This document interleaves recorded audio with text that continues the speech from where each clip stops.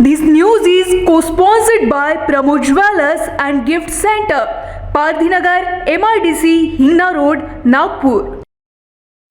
राज्यसभा के लिए नामांकन अर्ज दाखिल किए जा रहे हैं। नागपुर के मुकुल वासनिक को राजस्थान से उम्मीदवारी कांग्रेस ने दी, जिसको लेकर महाराष्ट्र के पूर्व मुख्यमंत्री और कांग्रेस के कद्दावर नेता पृथ्वीराज चौहान ने नाराजगी जताई है। उन्होंने कहा है कि मुकुल वासनिक एक विदर्भ के नेता है, ऐसे में उन्हें नागपुर से सीट देनी चाहिए थी, जिसका फायदा पार्टी को आगामी कॉर्पोरेशन चुनाव में होता। वही जो सांसद फंड आता है वो भी नागपुर को मिलता और नागपुर के विकास के लिए इसका योगदान होता। आता मी बघाशी सांगितलं की राज्यसभेच्या जागा कमी असतात, इच्छुक खूप असतात, प्रत्येकाचं समाधान करता येत नाही आणि त्यामुळे केंद्रीय नेतृत्वाला त्यांच्या सोयीकरता किंवा राष्ट्रीय परिप्रेक्ष्यामध्ये राज्यसभेचे उमेदवार निवडायला लागतात। आमची संख्याबळ कमी झाल्यामुळं आम्हाला फार जास्त लोकांना काही संधी देता येत नाही, म्हणून हा निर्णय शेवटी केंद्रीय नेतृत्व करतं। पण त्यामध्ये मी एकच पोटसूचना मी केली होती की मुकुलजींना जे तिकीट दिलेलं आहे त्याचं स्वागत करताना मी नेतृत्वाकडे एवढी चर्चा केली आहे की हे अदलाबदली आपल्याला करता येईल का।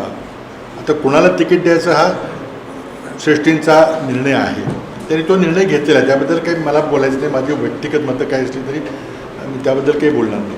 फक्त ही जर अदलाबदली होऊ शकली असती तर चांगलं झालं असतं, विदर्भाला महाराष्ट्राला आणखी थोडंसं झुकतं माप मिळालं असतं।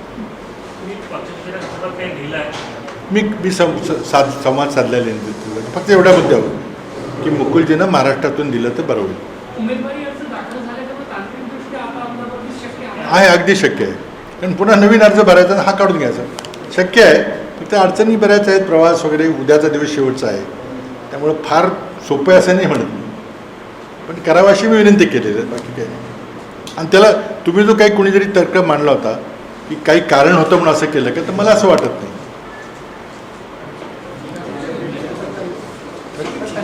थँक्यू। इलेक्शन व्हावं ही आमची मागणी आहे। आता इलेक्शनमध्ये आपण असं ठरवतो का की इलेक्शन करून ह्याच माणसाला निवडा म्हणून? इलेक्शन आहे आणि ते इलेक्शनची तारीख ठरलेली आहे, तिथे एक आमची निवडणूक आयोग आहे आमचा, मिस्त्री म्हणून ते आहे, ते करतायत, सगळी निवडणूक सुरू झालेली आहे।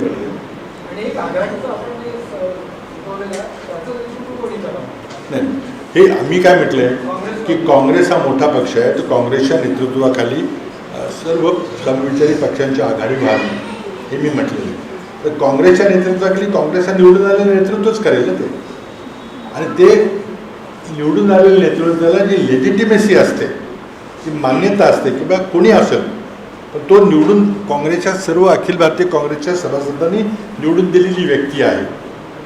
आता ती जर निवडून आलेली नसेल तर नॉमिनेटेड असेल किंवा असं कोणती तात्पुरतं असेल तर त्याला ती राजमान्यता मिळणार नहीं, एवढाच विषय। ये तो यूपी नो यूपी, अब नाम कुछ भी दीजिए।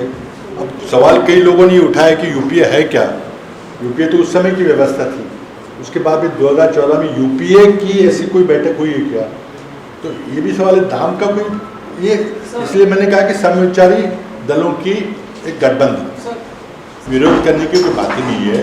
कांग्रेस पार्टी के हक में 10 सीटें पूरी देश में मिली है इस बार, और उस 10 सीटों में कांग्रेस पार्टी ने कुछ नाम प्रस्तावित किए हैं जो चुनाव लड़ेंगे। उसमें स्वाभाविक है कि बहुत सारे इच्छुक होते हैं और सभी का समाधान करना असंभव होता है, चाहे MLC का इलेक्शन हो, चाहे विधानसभा का टिकट हो, बहुत सारे इच्छुक होते हैं, एक ही को टिकट मिलता है। और इसमें 2 चीज़ें देखी जाती है, एक तो राज्यसभा के सभागृह में एक मजबूती से कौन काम कर सकेगा, और दिल्ली में AICC का जो सचिवालय है, जो AICC का कार्यालय, उसमें फुल टाइम काम करने के लिए कौन काम करेगा, ये 2 चीज़ें देखी जाती है। उस परिप्रेक्ष्य में ये कुछ नाम सामने आए हैं। अब कुछ चीज़ें जैसे मैंने कहा सभी का समाधान तो कभी नहीं हो सकता, लेकिन महाराष्ट्र के बारे में अगर हमें देखा जाए तो मैं जैसे महाराष्ट्र विदर्भ के हमारे नागपुर एरिया के हमारे साथी मुकुल जी वासनिक को उसमें रखा गया है, लेकिन उसमें एक ही विरोधाभास है कि वो महाराष्ट्र से क्यों नहीं बने और किसी और को, बाहर के राज्य के व्यक्ति को महाराष्ट्र का प्रत्याशी बनाया गया है। मैंने कल मुकुल जी का अभिनंदन किया, तब उनसे बात की कि आप अभी भी जाके बताइए कि सिर्फ अदला बदली करने की बात है, आप महाराष्ट्र से पर्चा भरिए और उनको दूसरे राज्य से भेजिए। और मैंने अपनी तरफ से भी नेतृत्व को लिखा है कि भाई अच्छा होगा कि मुकुल जी का संबंध इस एरिया से रहा है, अगले 6 साल में अगर सांसद बने रहेंगे तो सांसद यदि होता है, नागपुर के कॉरपोरेशन के चुनाव है, आगे चुनाव है, तो अच्छा रहेगा, नहीं तो उनका संबंध टूट जाएगा, वो राजस्थान से मिले नहीं। तो एक ये मैंने रखा गया है। दूसरी मैंने बात जरूर रखी है कि राजस्थान और छत्तीसगढ़ में सारे के सारे प्रत्याशी बाहर के राज्यों के हैं। अब उसमें शायद बदलाव करना मुश्किल है, लेकिन मैंने अपनी तरफ से नेतृत्व की तरफ ये जो सबने बताया होगा, आपने भी सबने नोट किया होगा, अगर कुछ बदलाव पॉसिबल आहे तो नाही बदल कसे होतात माहिती आहे, असं आहे की काय की आमच्या पक्षाच्या घटनेप्रमाणे बऱ्याच दिवसापासून निवडणुका होऊ शकलेल्या नाहीत. त्या निवडणुका व्हाव्यात अशी आमची मागणी आहे, ती आता मान्य झालेली आहे. त्या निवडणुकीची प्रक्रिया चालू झालेली आहे. तर निवडणुकीच्या प्रक्रियेमध्ये वर्किंग कमिटी, ज्याला काँग्रेस कार्यकारिणी म्हणतात, त्याची निवडणूक असते. त्यानंतर एक पार्लमेंटरी बोर्डचं गठन होतं त्या वर्किंग कमिटीमध्ये निवडून आलेल्या माणसाच्या थ्रू, आणि हे सगळे निर्णय, महत्त्वाचे निर्णय पार्लमेंटरी बोर्ड घेतं दैनंदिन बेसिसवर, आणि इलेक्शन कमिटी देखील निवडून आलेली असते. पण आज ते निवडून आलेलं स्ट्रक्चर नाही आहे, की निवडणुका बऱ्याच दिवसांमध्ये झालेल्या आहेत, आता होतील त्या निवडणुका, पण त्याच्यामुळे हे सगळे अधिकारच काँग्रेस अध्यक्ष आणि काँग्रेसच्या वर्किंग कमिटीकडे आहेत. त्यांनी ते निर्णय घेतले, तिथल्या परिस्थितीला अनुसरून त्यांना तिथे लागणारी मदत करणारे कोण कार्यकर्ते आहेत त्याप्रमाणे ते निर्णय घेतलेले आहेत. आता राज्यसभेच्या खासदाराची संबंध राज्याच्या निवडणुकीची जबाबदारी काही नसते, कारण ते एक व्यक्ती फक्त निवडून आलेला असतो 18 पैकी. परंतु आपल्या राज्यातला चांगला नेता जर निवडून आला तर त्याची निश्चितच मदत होते. म्हणून मुकुलजींना न्याय दिला आहे, त्याबद्दल काँग्रेस नेतृत्वाचं आणि मुकुलजींचं मी अभिनंदन केलेलं आहे. ते महाराष्ट्रात जुळले असते तर चांगलं झालं असतं, पण अजूनही तो प्रयत्न झाला तरी मला आनंद होईल. नाही असं नाही. हे पाहिजे, राज्यसभेच्या निवडणूक ही ओपन निवडणूक असते, त्यामुळे तसा धोका कुणाला नाही आहे. आणि बिलकुल मनातून काढून टाका की त्यामुळं असा बदल झाला, कारण काय की क्रॉस वोटिंग करता येत नाही. त्यामुळे जो प्रत्याशी किंवा जो उमेदवार आपण दिला असेल राज्यसभेला तो निवडून येतो. अन्यथा जर चुकीचं, कारण वोट करताना दाखवून वोट करावं लागतं, तसं काय होणार नाही. होऊ शकतो, म्हणजे टेक्निकली होऊ शकतो, कारण ते पुन्हा तिकडं अर्ज भरतील, नाही इथला काढून घेतील आणि मुकुलजी तिथला काढून घेतील, इथं भरू शकतील. आता ते माझं म्हणणं आहे, ते होईल का नाही मला माहिती नाही, पण मी आपली एक माझी स्वतःची भावना नेतृत्वापुरती कळवलेली आहे. ती is too early to say that 2024च्या निवडणुकीमध्ये आम्ही कसं लढू आज सांगणं अवघड आहे. ते केंद्रीय नेतृत्व ठरेल. त्याच्या आधी स्थानिक विकास, स्थानिक संस्थांच्या निवडणुका अतिशय महत्त्वाच्या आहेत. त्या स्थानिक विकासाच्या निवडणुकामध्ये आम्ही आघाडी करणार का स्वतंत्र राहणार, हा निर्णय आम्हाला घ्यावा लागेल. तो सोपा निर्णय नाही आहे, आणि तो स्थानिक पातळीवर आम्ही नागपूर कॉर्पोरेशनला काय करायचं, मुंबईला काय करायचं, पुण्याला काय करायचं, जिल्हा परिषदेमध्ये काय करायचं, हे आम्ही ठरवू कसं करायचं. आणि सोपा निर्णय मी आत्ताच सांगतो, कारण प्रत्येक ठिकाणी 2 मतं आहेत की आपण महाविकास आघाडी करून पुढे जाऊ आणि भाजपला संपवून टाकू. कारण ते स्पष्ट आहे की आम्ही तिघं एकत्र लढलो तर पुण्याच्या स्थानिक स्वराज्य संस्थेची निवडणूक असेल, नागपूरची स्थानिक स्वराज्य संस्थेची निवडणूक असेल, कोल्हापूरची पोटनिवडणूक असेल, हे चित्र स्पष्ट आहे. कारण भाजपला 4 मुंड्या चित करायचं असेल तर तिघांनी एकत्र लढलं तरी होईल, पण त्यामध्ये मग आपापल्या पक्षाचा काय त्यात फायदा तोटा होईल हे बघावं लागेल. AICC का जो काम होता है वो आपने सही बताया है कि जो महासचिव होते हैं उनको किसी राज्य की या किसी विभाग की जिम्मेदारी दी जाती है, और उसमें कोई फ़र्क नहीं पड़ेगा कहाँ से आप, चाहे वो MP हो या ना हो, कोई फ़र्क नहीं पड़ता. मुकुल जी अभी भी तो है, कई राज्यों के प्रभारी शायद हैं वो, तो वो हमारा तो विदर्भ की जनता की ओर से, महाराष्ट्र की जनता की ओर से कहना है कि देखिए एक छोटी सी बात है, 5 करोड़ का विकास निधि मिलता है, वो यहाँ खर्च कर सकते, अब नहीं कर सकते, वो राजस्थान में करना पड़ेगा.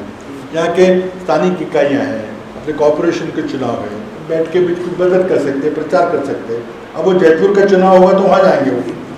तो यही हमारी अपने स्वार्थ की बात है. महासचिव पद में कोई फर्क नहीं पड़ेगा, चाहे वो MP हो या ना हो. 2 गोष्टी आपण विचारल्या. कपिल सिब्बल माझे जवळचे सहकारी आहेत.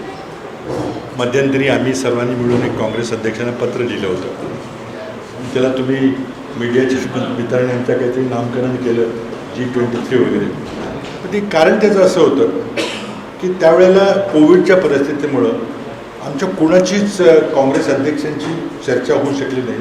काँग्रेसचे माजी अध्यक्ष राहुल गांधी यांच्याशी चर्चा होऊ शकली नाही. आणि काँग्रेस अध्यक्षांनी इंटरिम प्रेसिडेंट तात्पुरता कार्यभार सांभाळायला जवळजवळ वर्ष व्हायला लागलं होतं. आणि वर्षभर झालं तरी ही इंटरिम व्यवस्था चाललेली आहे. कारण इंटरिम म्हणजे काही महिन्याकरता तात्पुरती व्यवस्था असते, ती वर्षभर झालेली आहे. पुन्हा एक चर्चा व्हायला लागली की आता त्या सोडून देतील आणि दुसऱ्या कोणाला तरी इंटरिम अध्यक्ष केले जाईल. हे चुकीचं होतं. म्हणून मग गुलाम नबी आझाद जे विरोधी पक्ष नेते होते त्यावेळेला त्यांनी भेटायचा प्रयत्न केला, वेळ मागितली. बरोबर बरेच दिवस होते, त्यांची तब्येत थोडीशी बरी नव्हती आणि कोविडच्या काळामध्ये लोकांना भेटू नका असंही डॉक्टरनी सांगितलं होतं. काही भेट होऊ शकली नाही. महिनाभर वाट पाहिल्यानंतर मग आम्हाला असं वाटलं की आपले काय विचार आहेत ते आपण नेतृत्वाला कळवलं पाहिजे. त्यामध्ये कपिल सिब्बल होते. आम्ही ठरवतानाच एक ठराविक विशिष्ट पातळीवर माजी केंद्रीय मंत्री, माजी वर्किंग कमिटी मेंबर, माजी मुख्यमंत्री याच्या व्यतिरिक्त कुणाला यात घ्यायचं नाही असं ठरलं. बरीच मंडळी त्या विचाराची होती आणि 23 जणांनी एक गोपनीय पत्र पाठवलं. हे फार महत्त्वाचं आहे की हा डायलॉग, हा संवाद आमच्या काही जे सिनियर लीडर्समध्ये आणि काँग्रेस अध्यक्षतेमध्ये 1-to-1 डायलॉग होता. फक्त तो पत्राद्वारे झाला कोविडमुळं. ते आता ते गुप्त नसतं ठेवायचं तर आम्ही अशी प्रेस कॉन्फरन्स घेऊन सांगितलं होतं की हे पत्र मी लिहिलं आहे. तसं काही उद्देश नव्हता. दुर्दैवानं ते पत्र लीक केलं गेलं आणि ते लीक करताना सगळं अख्खं पत्र दिलं असतं तरी चाललं असतं. पण ते मुद्दाम काही वाक्य निवडून वाक्य काढली गेली आणि ती इंडियन एक्सप्रेसला दिली गेली. त्यामुळे मग गैरसमज झाला की काहीतरी कोणीतरी फार नाराज आहे आणि काहीतरी नेतृत्वावर नाराज आहे, गांधी फॅमिलीवर नाराज आहे. तसं काही नव्हतं. 2 मुख्य मागण्या होत्या की अध्यक्षपदावर कोणीतरी पूर्णवेळ अध्यक्षपदाची जबाबदारी स्वीकारली पाहिजे आणि त्याचबरोबर पक्षांतर्गत निवडणुका ज्या 24 वर्ष झालेल्या नाहीत त्या झाल्या पाहिजेत काँग्रेसच्या घटनेप्रमाणे. बाकी काही त्यात नव्हतं. पुन्हा कोविड होता, परंतु त्यानंतर मुद्दाम मी का सांगतोय ती पार्श्वभूमी सांगितली पाहिजे. त्यानंतर एक 2-3 महिन्यानंतर थोडीशी कोविड परिस्थिती आवाक्याच्यानंतर सोनियाजींनी आमच्यापैकी 9 जणांना 9 जण इतर जे त्यांच्या विश्वासातले जे इतर 9 वर्किंग कमिटी मेंबर होते त्यांना आणि 2 जे आमच्या सहीमध्येही नव्हते आणि वर्किंग कमिटीचे मेंबर जरी असले तरी चिदंबरम आणि कमल असे 19 जणांची आमची बैठक सोनिया गांधी, राहुल गांधी, प्रियंका गांधी यांच्यावर झाली. ती लांब लांब बसून माईकवर बसून कोविडचे सर्व नियम पाळून झाली. 5 तास तब्बल बैठक झाली होती 19 डिसेंबर 2020ला. त्यामध्ये आम्ही ह्या मागण्या वैयक्तिकपणे प्रत्येकानं मांडल्या. सोनियाजी बोलल्या, राहुलजी बोलले, प्रियंकाजी बोलल्या. त्यामध्ये हे ठरलं की एक चिंतन शिबिर घ्यायचं, वेळ किंवा मिळेल किंवा निवडणुका घ्यायच्या आणि थोडंसं अधिक सल्लामसलतीनं निर्णय घ्यायचे असा त्या ठिकाणी निर्णय झाला. नंतर पत्रातल्या मुद्द्याचं समाधान झालं. त्याप्रमाणे निवडणुकीचा कार्यक्रम जाहीर झाला. कोविडमुळे तो पुन्हा पुढे ढकलला गेला आणि चिंतन शिबिर घ्यायचं ठरलं होतं ते झालं. त्यामुळं आमचे मुद्दे पक्षात ते साधे झाले. आम्हाला निवडणुकीच्या माध्यमातून पूर्णवेळ अध्यक्ष तो कोणी येईल निवडणुकीच्या पद्धतीने अगदी राहुल गांधींनी जबाबदारी स्वीकारली तर आम्हाला आनंद होईल. कारण ते आज काहीच असलं तरी ते आमच्या पक्षातील तो एक परिचित चेहरा आहे. पण आता ते निवडणूक होईल, जाहीर होईल, त्यावेळेला ठरेल काय होईल. पण त्या पक्षाची काही अडचण नाही. कपिल सिब्बलनी आमच्या बैठकीमध्ये एक नाराजी व्यक्त केली की नाही त्यामध्ये काही बदल होईल असं मला वाटत नाही आणि आता काही म्हणजे काही थोडं तरी आपले मतं प्रकट केली. त्यांची मतं मी काही सांगणार नाही. प्रेस कॉन्फरन्स घेऊनही काही मतं जाहीरपणे प्रकट केली होती. त्यांनी त्याच वेळेला सांगितलं की मी तर वेगळा विचार करणार आहे आणि मग तुम्ही बाकी सगळ्यांनी कोणाला करायचं असं तर करा. आम्ही त्यांना सांगितलं की हे काही शक्य होणार नाही. पण जे काही म्हणण्याचं आपल्या व्यासपीठावर आपण मांडूया. त्यांनी त्याच वेळेला एक महिनाभर आधीच एक विचार केला होता. तरी आम्ही त्यांना विनंती केली की आता चिंतन शिबिर होत आहे आणि त्यामध्ये तुम्ही मांडा मतं, आपल्याला संधी मिळेल तर मांडू आपण. त्याप्रमाणे चिंतन शिबिरामध्ये त्यांनाही निमंत्रित केलं होतं. त्यांना वगळलं होतं किंवा आम्हाला कोणाला वगळलं असं नाही, सगळ्यांना निमंत्रित केलं. पण ते आले नाही. ते म्हणजे मी उघड भूमिका घेतलेली आहे गांधी कुटुंबाबद्दल की त्याचं कोणी नसावं, तर मी आता येणं काही उचित नाही. आणि मग शिबिर संपल्याबरोबर त्यांनी तो आपला निर्णय घेतला. आता मला स्वतःला माहिती आहे की त्यांना बऱ्याच लोकांनी ऑफर दिल्या होत्या की तुम्ही आमच्या पक्षात या आणि त्यांना एक चांगले वकील आहेत आणि प्रत्येक पक्षाला एक चांगल्या वकिलाची गरज असतेच. त्यामुळे या यादीमध्ये पण आमच्या यादीमध्ये पण 2 चांगले वकील आहेतच सुप्रीम कोर्टाचे. त्यामुळे त्यांनी जो स्वतःचा निर्णय घेतलेला आहे तर त्याबद्दल मी काही बोलणं इच्छित ठरणार नाही. सर तुम्ही